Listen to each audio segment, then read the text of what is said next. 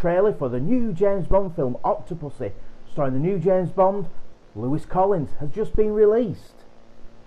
But let's look back to the start of the 7-movie tenure of everybody's favourite James Bond, George Lazenby. Let's look back on his 1969 debut on Her Majesty's Secret Service, a film that is iconic to Bond fans.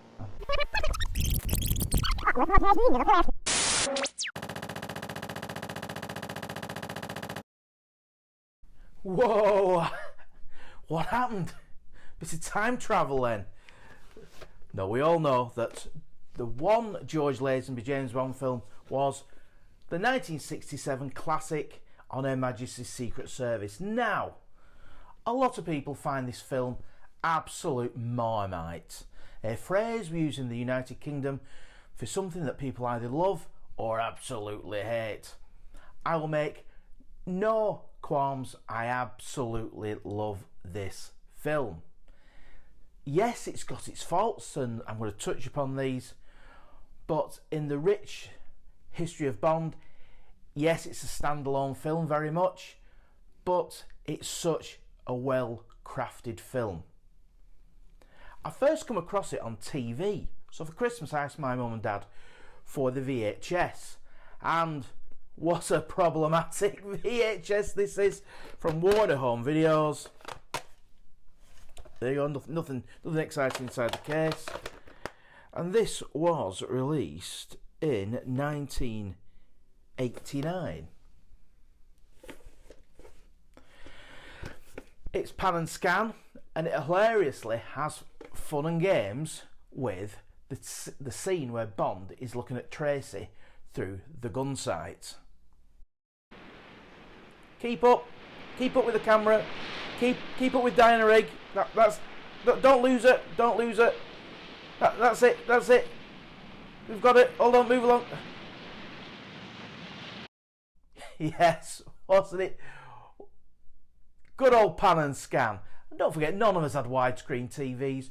We all had small televisions, so if you had something in widescreen, it'd be tiny on the picture. So that was the way we watched movies at home those days. I love this film partly because it's got one of the last classic espionage scenes and the last 60s espionage scenes. Don't forget, the 60s was huge for spy films following the success of Bond, and the scene in Garuda Gunbolt's office, to me, is pure 60s espionage. Just keep my martini cool.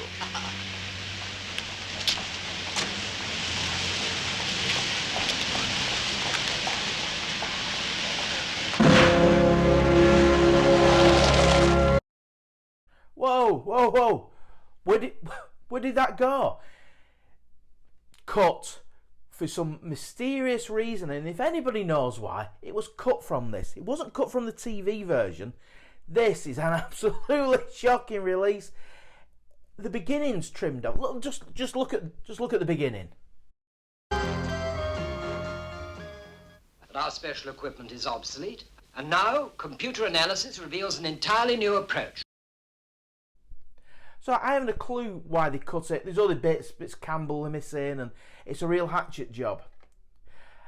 I had this imported. I had a NTSC player, so I got an ex-rental copy from my fantastic cousin in Canada.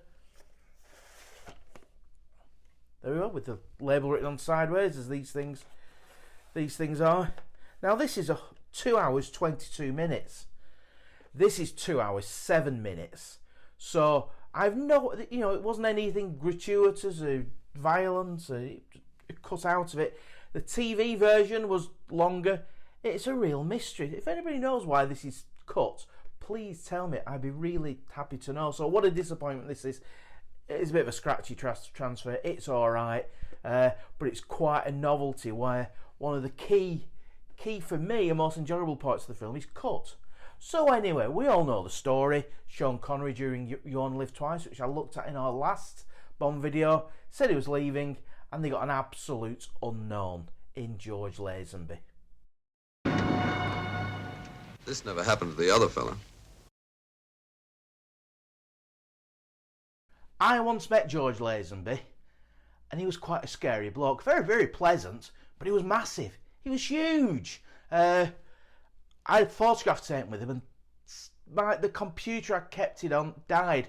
So, folks, if you have digital photographs, make sure you back them up. But anyway, I met George, and he signed a few things for me. He was really cool. He was really big. It was about 20 odd years ago. And he's like, my God, that's James Bond.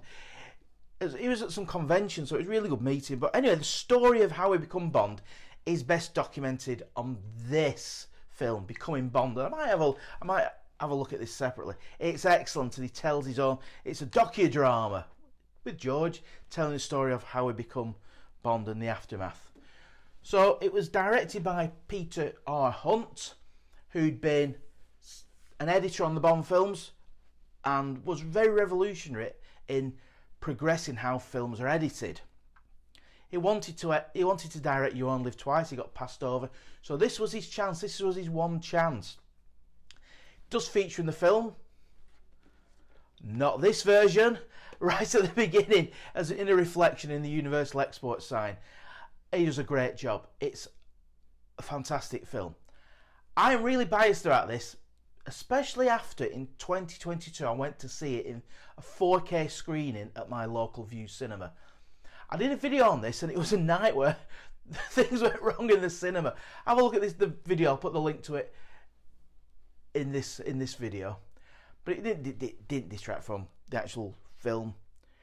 The visual impact of this film on the big screen in 4K was unbelievable. On the beach, individual grains of sand were like jewels. It was an almighty cinema experience. The aerial alpine photography from Johnny Jordan, superb. One of the best, visually, probably the best film I've ever seen at a cinema at my local View in Southport in 2022. It was superb. It's much maligned, this. George had never acted before. He'd been the big fry in a TV advert advertising cooking oil or something, or chocolate, whatever it was. He blagged his way into becoming James Bond, and considering this is his first acting role, what a great job he did. I think the negatives around the performance are about the production. Some of the looping of his voice is slightly out. So, Mystery Torre, when he gets into the car, the car outside the hotel, some of the looping slightly out. This is a fault of filmmakers. And I've said, it's not a perfect film. Perhaps we can make up a foursome. You've thought of everything. What a lovely surprise, our meeting again so soon. Thank you. What it is one of the truer representations of Fleming's novels. And On Her Majesty's Secret Service is my favourite Ian Fleming novel. And this is reasonably faithful to it. It's a great story. George does a good job. Telly Savalas, for me, is the definitive Blofeld in this. He's superb. He'll step out as Irma Bunt is sufficiently threatening. George Baker as Sir Hilary Bray is charming. However, it would have been probably better if they hadn't looped George Baker's voice when Bond's pretending to be Sir Hilary Bray. George actually says he did quite a good posh English voice, and he could mimic George Baker, he said. So that, it would have been better if they'd left that in. It's an excellent film. It really is. Light on gadgets. Light on, the safe cracking scene. It's an enormous piece of kit that looks realistic. It really does. Gabrielle Fazzetti is stunningly suave as Tracy's dad. And then it comes to the late great Dame Diana Rigg. Because George Lazenby had no acting experience, they wanted an actress of serious experience, and they don't come any greater than Diana Rigg. Hot from all her success in the Avengers. She's brilliant. She's smart, she's sexy, she looks great. Her acting chops are first class. when we look at the Bond girls, she's right at the top of the pile. She really is. So good that he marries her. And a real brave decision for the filmmakers. Probably because they knew George wasn't doing another one, they had her killed off, as in the book. Some say the next film, Diamonds Are Forever, it was going to start with her death. But who knows? So old George got offered a 7-movie deal and turned it down. So we would have seen George, if the film sequence had gone as it is, his last film would have been For Your Eyes Only, would have had no Roger Moore era. So whilst I would have liked him to have done Diamonds Are Forever, if he'd have signed the 7-movie picture, we probably wouldn't have had Roger Moore as James Bond. And I'm a huge Roger Moore fan, as everybody who watches the channel knows. So in terms of production, it's right up there. Immensely watchable. A real good yarn and a real good standalone Bond film. You know, people talk about the Daniel Craig arc. This has more drama and a story in 2 hours 22 minutes than the whole of the damn Daniel Craig story arc. It really does. It's crazy. It really is. You know, they try to sell a big dramatic Bond film in the woeful No Time to Die. They did it far better and far more economically in On Her Majesty's Secret Service, because they had a great book to base this on. Fleming's book is superb. So as all our reviews and recollections of the Bond films, we rate them. So there's the mission, the spectacle, and the music. It gets 7 out of 7 for all. The mission, as I said, is Fleming's best, my favourite Fleming novel, a great story. The mission, the cinematography is beautiful. Everything from the purple wallpaper in the casino to the magnificent alpine shots by Johnny Jordan suspended on underneath a helicopter. It's a beautiful, beautiful, beautiful film. Action set pieces, trot along great. Pete Hunt's extremely snappy direction was translated to him directing an extremely kinetic and choppy film. And it's an exciting film despite being a romance. Yes, this is a romance. The music. Is this John Barry's best score? Is it the best Bond score? Well, it's one of them. It really is one of them. There's no theme, there's no opening credits theme song. It's an instrumental, and what an instrumental. And who can forget the love theme, We Have All the Time in the World, by the late great Louis Armstrong. Well, I believe it was his last performance doing this, his last recording, and a song that stood the test of time. It's beautiful, it's superb, it's used right in the film, a romance montage. There's another song on it, Do They Know How Christmas Trees Are Grown, by Nina.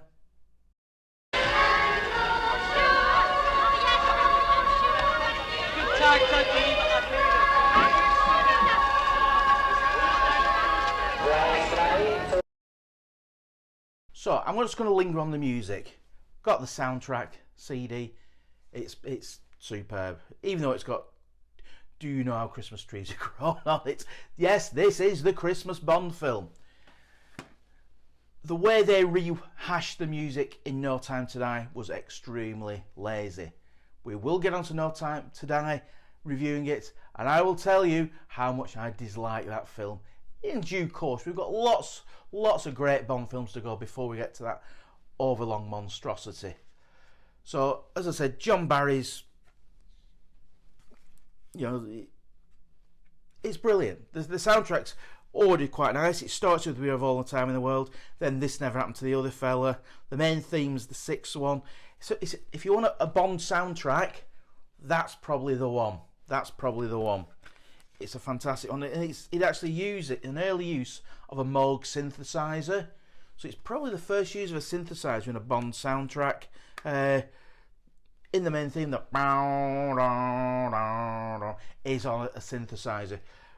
You know, John Barry keeping up with modern trends, but the soundtrack doesn't sound dated. It's Go on, let's say it. It's the best Bond soundtrack. It really is. So we've got it on 2 versions on VHS. I also got it on DVD. Let's look at the first of the 2 animated menus for the 2 DVDs I've got. Welcome to On Her Majesty's Secret Service Special Edition DVD. Please activate your navigation system now.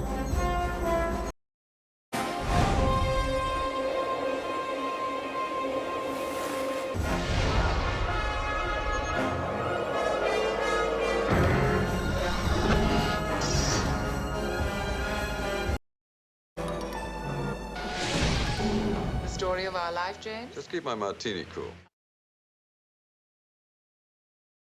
I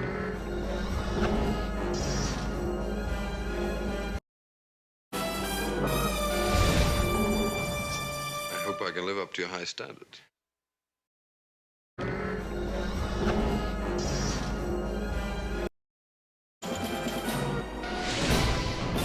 You're full of surprises, Contessa.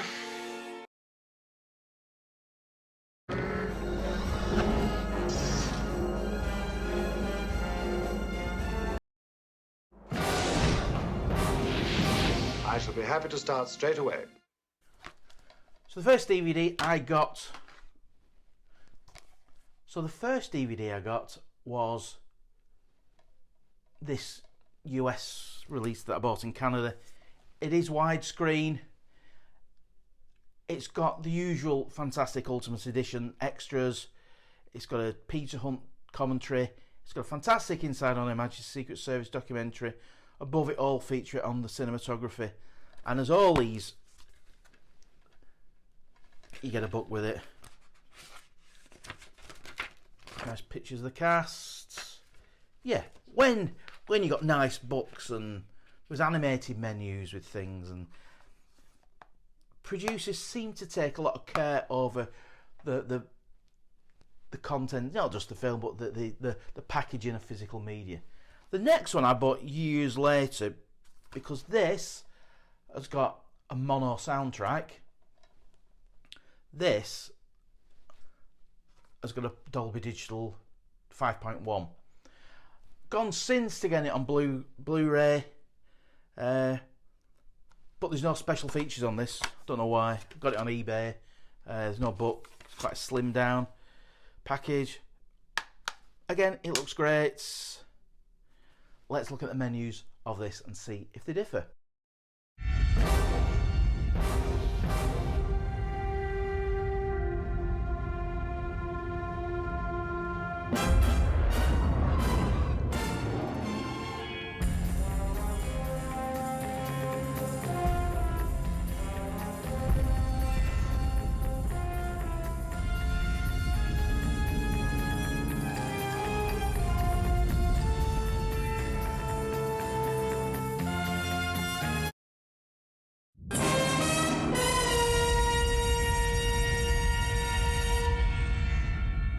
So there we have it on Her Majesty's Secret Service, George Lazenby's one Bond film. I think he did a great job. My journey with the film is from seeing it on ITV, regional ITV, Granada, to getting this awful hatchet job of VHS, to progress into DVD, to Blu-ray, and I've gone from this to seeing it in 2022 in 4K at the cinema. For me, it's right up there with the best of the Bond films. If you disagree, if you think it's terrible, please tell me. Please tell me. It'd be great to hear your views on what I think's a classic. As I said, this is a Marmite Bond film. Some people hate it. Some people think George Lazenby is awful. Personally, I think he's great. Some of his subsequent films, he was slated for being a bad actor. And he said he was blacklisted because he got some bad advice. Nobody's watching Bond anymore. Everybody's watching Easy Rider and Peace Out films. Make peace, not war. Which there's nothing wrong with saying that, especially in today's climate. But he reckons he was blacklisted because of the trouble he caused on set, and he had been a bit of an idiot on set, partying and going out late and this and that. Find out more about that in Becoming Bond. That is really recommended. His other films, his next one, Universal Soldier, is a stinker. But some of the subsequent films he makes, I'd recommend The Man from Hong Kong, which I've reviewed on this channel. It's got some extreme, crazy action, and they actually set George on fire. they do. Have a look at my review on it. Superb Ozploitation martial arts action film. The short tenure of George Lazenby is over. It wasn't Lewis Collins. Guess who they got back for the next one? Somebody new, somebody different. Another new Bond for Diamonds Are Forever. Maybe not. See you next time. Thanks for watching.